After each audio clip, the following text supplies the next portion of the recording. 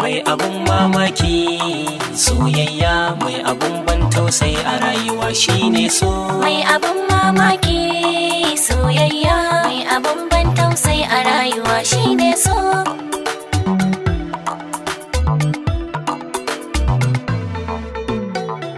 Zana sa sarki na kaligina, shi yake sa kauna a zuciya. Mai duba shi ya san soyayya da kauna, zuciya ta karba da ni da ke. Mai duba a zahirin soyayya, in kin ji batuna ita dai soyayya da finta sai an duba. Karkuyo ta baba soyayya, mai abun ban tausayi a rayuwa shine so.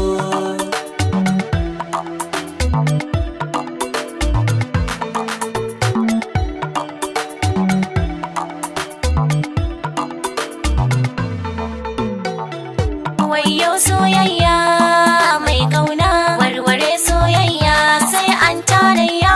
In an tarayya zance na, ita dai kalmar so furta ta ba a ƙarya. Ni da kai mai sona kan kauna, taraliyar soyayya da ni da kai ba ƙarya. Kar mu bar junanmu so juna, a rayuwar soyayya ni kwa ban ja baya.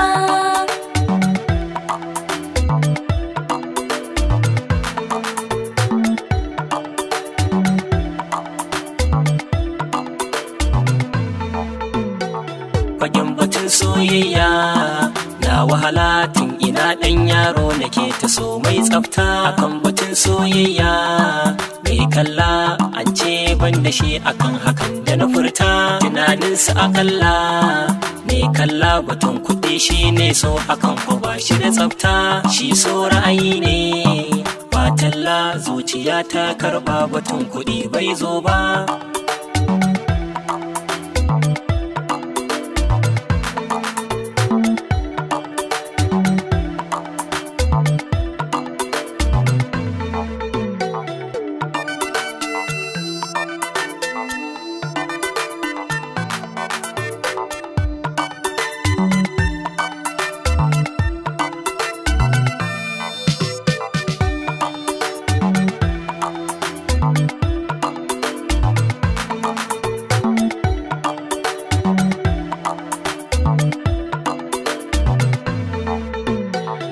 Gaskiyar ka ta jawo na yi duba, binciken halaye ya sa na yo yarda.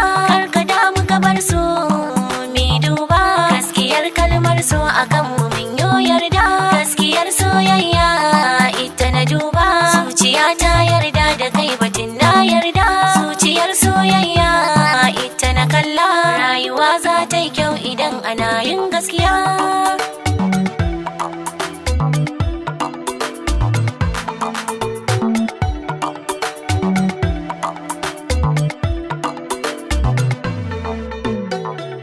Batun kiyayya zotawa, sansanin soyayya a zuciya kin yi fice. Batun adawa ko adawa, sansani na mayaka da ni da ke mun kauce.